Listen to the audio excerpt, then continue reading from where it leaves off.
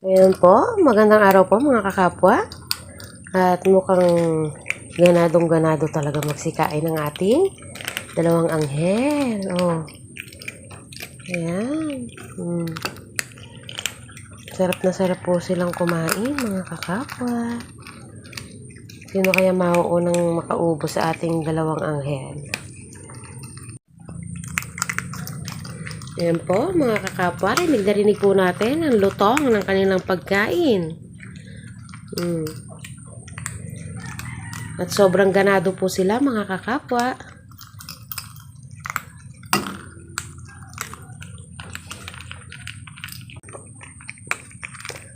Uy, lulutong ah. Sarap to, angels.